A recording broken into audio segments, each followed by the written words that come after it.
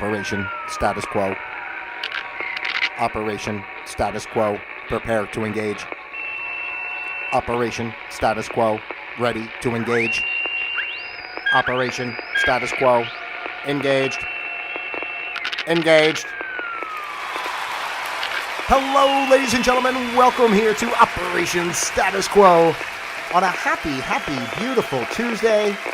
Every day's a happy, beautiful day, in my opinion, to be quite honest with you. I probably could come on here every single day and say, oh, it's a beautiful, happy Tuesday, Wednesday, Thursday, blah, blah, blah. Every day is beautiful and happy because it's all about what you make it, ladies and gentlemen, in this crazy world that we're in right now. So if you believe you are happy, then you are happy. If you do not believe you are happy, then quite simply, you will not be happy, right? So hello and welcome. I am P. Palma. As usual, I am always P. Palma. I do have a multitude of personalities sometimes that can come to the forefront, but I try to keep myself stabilized as much as possible to remember that I am P. Palma. I am overall. Cuckoo, cuckoo, cuckoo. Sometimes things don't work out 100%, but we definitely do the best we can. Hey-o. No. You know, we like to have fun here. This is a fun place of love and togetherness and oneness. That's what I always talk about. That's first and foremost. Whatever our topic of the day may be, it's always important to remember why we're here. We're here because, you know, we're seeking to look at our world in a new way. We're realizing that things are changing, and instead of cowering in fear and trying to grasp on to what was, we always want to move forward to what can be, and let our guard down a little bit and burst into the new joy of whatever's coming. Something's coming for sure, and just be ready to embrace it and enjoy it, as opposed to worrying about how everything's crumbling all around us, right? Okay, so Operation Status Quo, you know the deal here, ladies and gentlemen. We observe the status quo. We learn to flow with the status quo, and then we create our own flow of quo, because that's the way to go. That's the only way to go, really, because if you want to do what everybody else does, it's like, you walk right over the cliff, following everybody else right over the cliff. So you have to observe what's going on, and then you figure out how to mitigate the circumstances and make it work for you. All right. So today on Operation Status Quo, we are talking about, what did I call this today? Step to the prep. That's right. Step to the prep. I was never, I've watched some really cool prepping channels. By the way, if you're interested, I don't know if these guys, the first guys I kind of found a couple years ago was Prepping 101 or Preppers 101, something like that. I think it was called Prepping 101. And it was a group of people. They did like a Zoom type thing. The one guy was the main guy, I guess. And anyway, they had different people on, and they were always talking about their tips of how they prep and all that type of stuff. Another good one I found recently is called the Canadian Prepper. He's pretty cool and has a lot of good information. He even really delves into what's going on politically and such, as far, really, what's going on with the war in Ukraine. He seems to have pretty good information on that, as we don't really hear much about it on mainstream news of how it's actually going there, but it seems like he has some information that you don't hear on the mainstream channel. So you can decide for yourself what's what with that if you want to go check out his channel. But overall, I'm not one of the crazy prepping people that has like a tunnel and a cave or whatever underground, and and store it up with food for 6 years and machine guns and everything else. I'm not saying that's a bad thing to do. I mean, obviously, if a comet hit the planet or a nuclear bomb went off, I guess it would be great to have an underground shelter that has all the provisions that you would need. But at the same time, I always am of the mindset that if something that catastrophic were to happen in our world, is it worth it? Like, how long do you want to live underground? Like, just say, whatever, you're 50 years old, you're going to live the next 30 years just underground because, the world's all destroyed. And every time you poke your head up and out, you have to worry if some zombie or what's going to come get you, So I don't know, that's up for you to decide if you would like to live, an extra 10 years underground if something were to happen, then, whatever. To me, I feel, I'd rather just kind of, maybe get wiped out with the first initial wave. Just drop the bomb where I am and let me evaporate. This way I don't have to worry about being so involved with trying to save my life for the next 30 years. I'd rather just go back to the oneness, and I can just chill out there and say, oh, it sucks down there for those guys, right? All right, but seriously. But I also do believe there's a level of practicality involved when it comes to the idea of prepping, and this isn't just of in my mind, it's not so much as a catastrophic event happens. It's like, in the course of a lifetime, you're going to run into issues where, power goes out, or, a storm hits, some kind of, event, depending on where you live, and all that. And you never know. You just never know what can happen. It doesn't take much for, an electrical grid to go down, or, some cyber attack. I mean, it's all like fear-based. And that's the point I want to make about this too. I think we should prep in certain regard, but not like out of a fear-based space. We should do it out of a we want responsible place for yourself, or just like a logical, place to, have things that you might need to last for, just generally a couple weeks or something. If it's really that crazy, then you have to figure it out from there. But so I did go online and try to find some information regarding. I'm going to go away from my phone here, so you can see my phone. There's my phone. See it? Some prepping tips, basically some basic prepping tips for people that are just starting. Now I think obviously food and water are basically the two, and power, I guess in my mind are the three most important things. But there's some, and that is here, number one, they talk about investing in a water filter system. That's cool. I saw at a couple different stores, they sell those things that look like the tubes. They're like straws, almost like a thick straw tube. You can put it into, I guess if you were out camping, you can put it into the creek or the river or the lake, and you can drink right from it, and it has like a filtration system in it to, I guess, save you from any bacteria that's going to eat you alive, flesh-eating bacteria when you start drinking something. So anyway, so invest in a water filtration system. And I was curious about this one. There's a list here, and I'm not going to go into read every detail of every one, but I was curious about the water filtration systems, and they did say that there is a product. Let's see here. It's called a Portawell. So I haven't heard of it, but I wasn't aware of it. But it is a portable, as in the name, high volume, multiple filtered, and it runs on 12-volt batteries. So you can take a look for something like that. See the Portawell. I thought I have. Everybody has maybe a case or two of water around just in case. I mean, generally, I have a water filtration system in the house that I'm always, drink fresh water, and I fill up some gallons, and keep them on the side just in case, but, if the power goes out, obviously you can't use your water filtration system. And that's, so either you're going to have some bottled water, or you can get something like this Portawell, which can run off 12-volt batteries and basically filter your water for you, which is a great thing because water is obviously the most important thing. We talk about health a lot here on this channel too, and I will say water is probably an alkaline water, is the number one for keeping your body well. So that's important. All right. Anyway, learn how to garden, which obviously is a great idea, and I've been thinking this myself more. So I always talk about how much I would like to learn to grow food and how to be more resourceful. I mean, that's the kind of thing with the prepping that I think, it's funny that we do it in this way of prepping per se, like, or preparing in case some kind of catastrophe comes. But I mean, how wonderful would it be if everyone basically knew how to garden to some sort of basic level? Like if that was something that was taught in school is important, right? How to grow food, and everyone knew how to do that, and everyone had little gardens, in their area, right? Then it becomes like enough food for everybody. Like, if somebody's growing this, somebody else is growing that, and then the community shares, that would, instead of having to always get these foods that are, we get so many of our vegetables imported from overseas, and whatever they spray on them to keep them from ripening, or to ripen later, or to have a color, or to, all that kind of stuff. When we can actually just have food growing like all around, and we don't have to go to the store, and spend crazy money for stuff that they're sending the same thing from another country, right? If you think about it. So learn how to garden.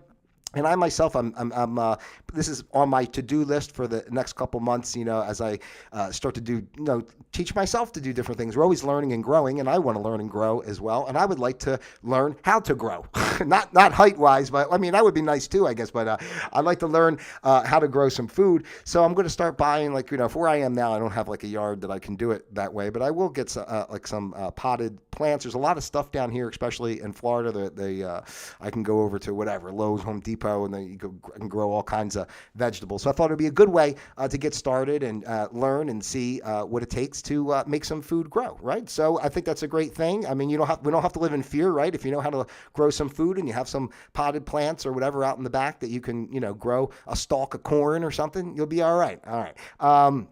Get involved in your community, and that's what I was just saying too about everyone. If everyone knew how to do some of these skills, like gardening, for example, you'd be involved with your community and working together. And I think that's the most really. And again, I think I was it yesterday when I was kind of talking. Yeah, when I was talking yesterday about the program of our society, and you see how much everyone is a part. Back in days before, neighbors all knew each other. Worked together, watched out for each other's kids, all that type of stuff. I'm not saying it doesn't happen completely now, but you think about in today's world, most people are not so interested in, the neighbors.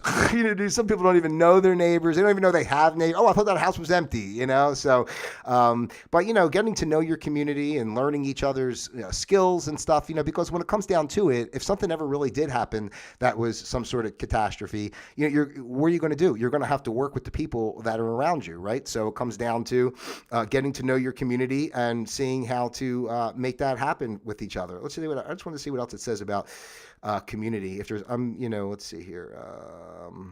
Let me scroll back up here. Yeah, I see they say here they have local preparedness groups, or you can search for volunteer opportunities near you. Yeah, just giving back to your community will not only help others, but will also help build stronger relationships and make your community stronger as a whole. But anyway, learning to be self-reliant is a critical part of being a successful prepper, but part of self-reliance is also doing your research and learning skills that come in very handy during a disaster situation. We can't learn all the skills that may prove necessary, but hopefully with the combined resources of the people in your community, you can cover all the bases. So there you go. That's basically what I was just saying.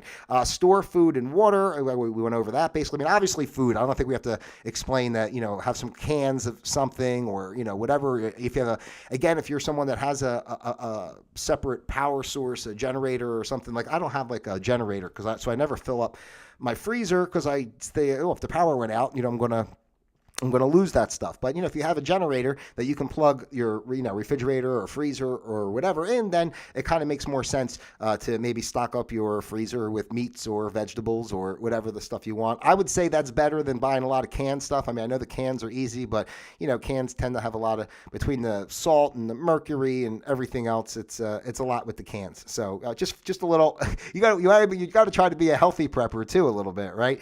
Have a plan. That's really an important thing. I learned this kind of the first time I kind of got thought. I mean, obviously you go to school, they do fire drills and all that kind of thing. So, you should have a plan, but they always talked about even in your home, right? You should practice with your family in case there was a fire or something. What would be the plan to get out of the house? Where's everybody go depending on where the fire is, and where does everybody meet outside afterwards? But, I got a sense of this when I went to Bali, Indonesia, because the one person was from California and had, been through some earthquakes and such. And there's always a chance of earthquakes in Bali. And as a matter of fact, there were a few when I was there. They weren't anything crazy, but I woke up sleeping one night, I was like, oh, it's an earthquake, but this person, was telling me that they have a prepared bag. If they were just say wherever at home, an earthquake hit, they got their earthquake bag and they can, if they have to, run out, they just grab the bag and it's got whatever, maybe a couple extra pairs of clothes and a toothbrush or a couple bottles of water, a candy bar. I wouldn't recommend a candy bar, but something in there.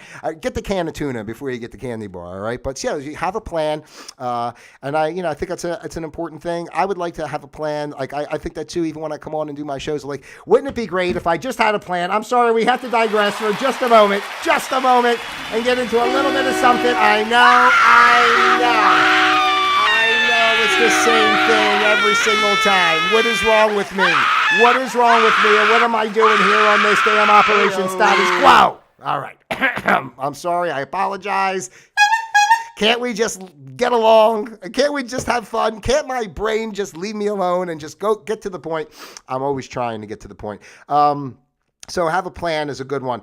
And this is a good one too. Not only, well, it is a tip later in here, but I'm going to say it now. Not only have a plan, but practice the plan. Right? That's something else that I was watching. I was watching another prepping thing, and guy was talking about. And it wasn't a prepping thing actually. It was an economy thing, and talking about the likely crash of our financial system. That, well, I would say I'm just saying likely, but it's pretty much definite, but I could be wrong too. Anyway, that's a whole nother story. But that person was talking about how they do have an emergency, not emergency plan, but like they every once a month or once every 2 months, they pretend as if a catastrophe did happen. They pretend as if, there's no power and everything. And all they do is use their emergency supplies and test everything out, which, I mean, tell me that I never really, I should have dawned on me, but see how we live our lives. Like I talk about, we just go about our little business and do our little thing. And it's not until something crazy happens that, all of a sudden, you're like, oh my God, what do I do? But I mean, what a great idea. Like, not only, it's not just about storing, and buying, all these emergency supplies. It's like knowing how to use them, where they are, and being engaged with them. So, I mean, I think that's a great idea personally. So if you're somebody that's into that, you create your little scenario, pretend the power went out, and you're just going to spend the weekend just using your emergency supplies, which again, if you do that, I guess you're going to have to go out and buy more emergency supplies. So hopefully a real emergency doesn't happen while you're in the midst of the fake emergency, because then you're utilizing your supplies for a non-emergency. Then your emergency comes, and then it's all screwed up. And I'm not going to hit the applause because I was ready to go back into another round of sound effects. The quicker my brain goes, the more buttons I push. We're going to just keep on going. Don't put all your emergency supplies in one place, which makes obvious sense. You want to keep your cans of beans probably up in the bathroom. Would make most sense, right? Because you know how it goes with the beans. So beans in the bathroom, tuna in the bedroom. Is that a pun? Is that some sort of crazy joke? Tuna in the bedroom. I should do a show called that. Tuna in the bedroom. Oh my gosh. All right. Wherever you want to put your supplies. I mean, it does make sense, obviously, if you, like, for example, had everything stored in the garage or in the basement. Maybe the basement floods out or the garage gets, blown away by the hurricane and you lost everything. So, if you maybe diversify, keep some of the food in one location, some of the food in another location, maybe have 2 spots in the house, some water here, some water there, blah, blah, blah. That makes a lot of sense, too. It's like they say, don't put all your eggs in one basket. You know what happens if you drop the basket, unless it's a Nerf basket. I always thought, that saying, if they just had a Nerf basket, then you wouldn't have to worry about putting all your eggs in one basket, because if you did drop the basket, most likely, the basket would bounce because it would be made of Nerf and your eggs would be okay. Here we go. This one says try it out first, and that's what I was just saying previously, about not only, purchasing the stuff, but utilizing the stuff and being familiar with it, knowing what to do with what you got, basically. Teach your family, right? So how much have you allowed your family to get involved when it comes to your emergency preparedness? It should be, family things. That's why for me, it's me here. I live with my cat. So my cat has a specific set of responsibilities if there were to be an emergency. Like, I say if there's smoke anywhere, I send him out, first to, smell the smoke, and we see if everything's okay.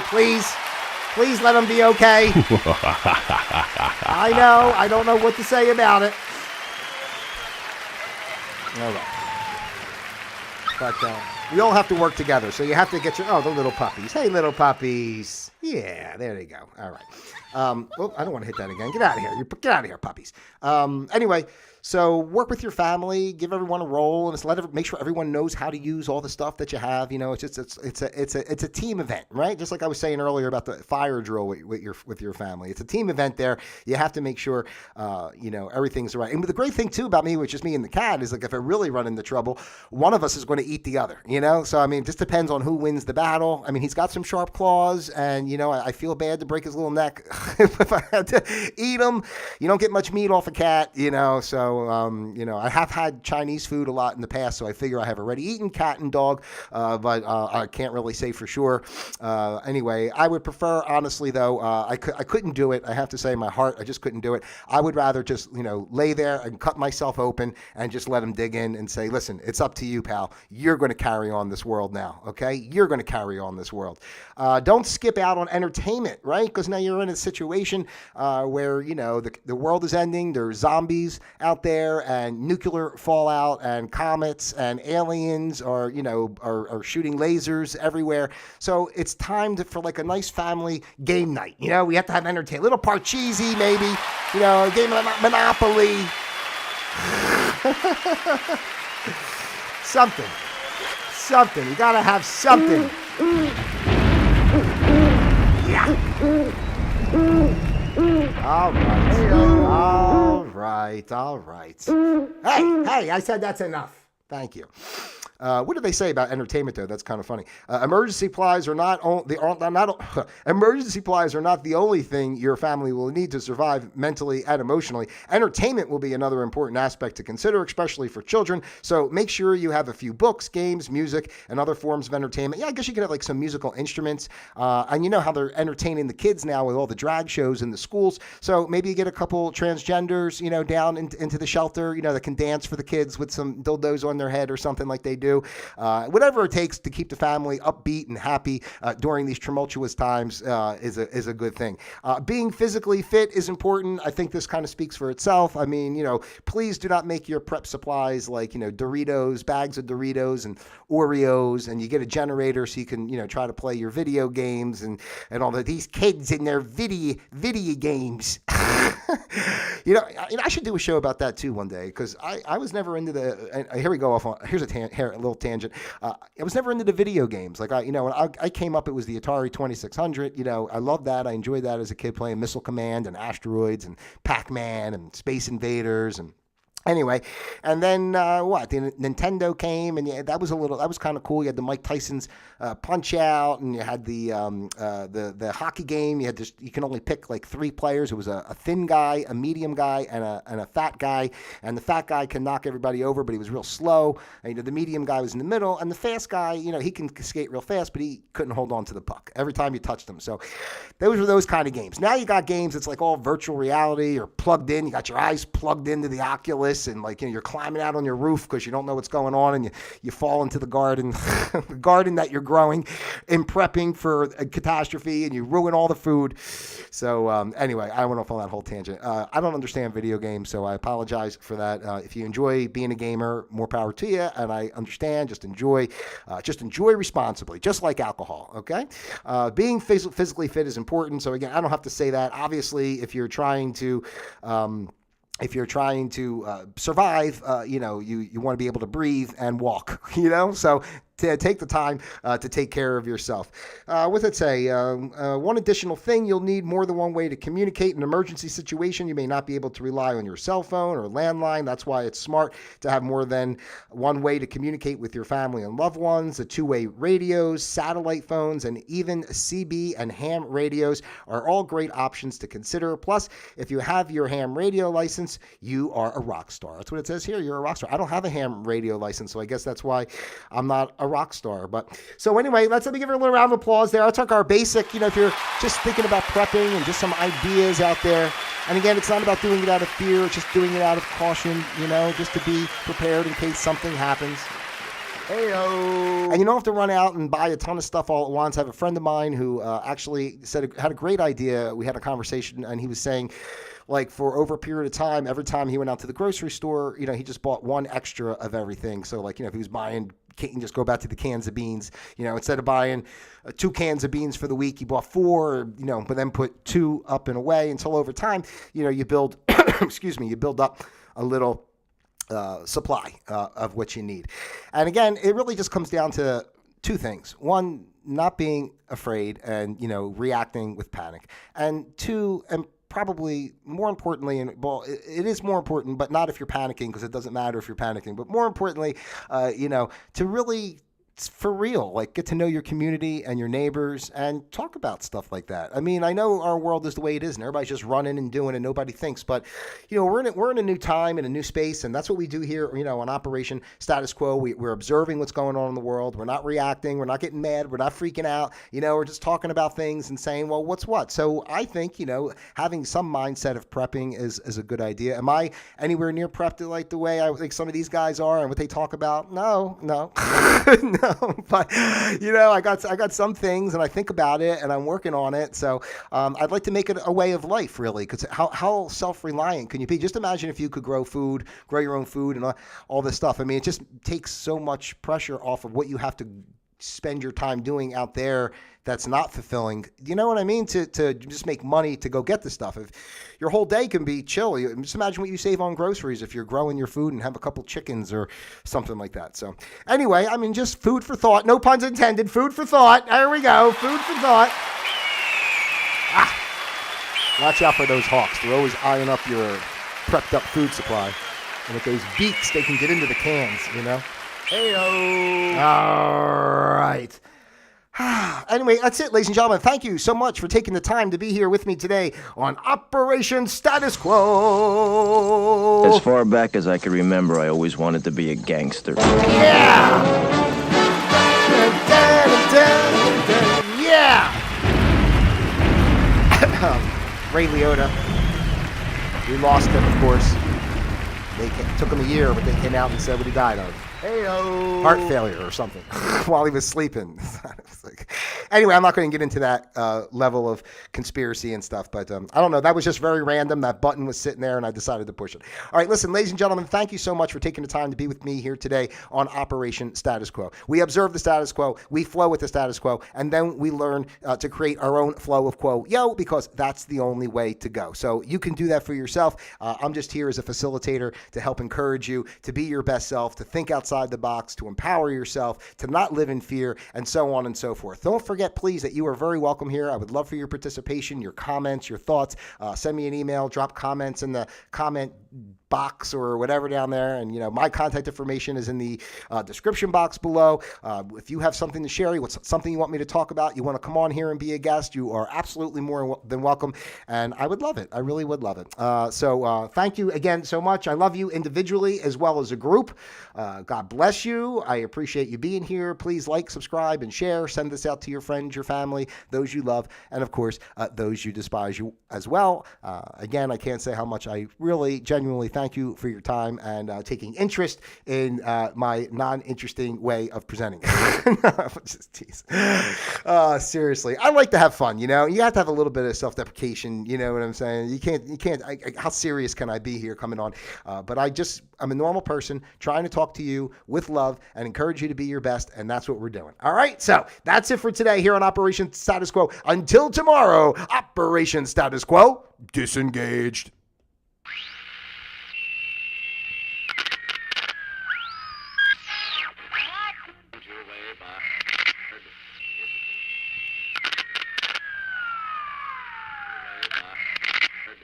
Is a boulevard of 10 short blocks.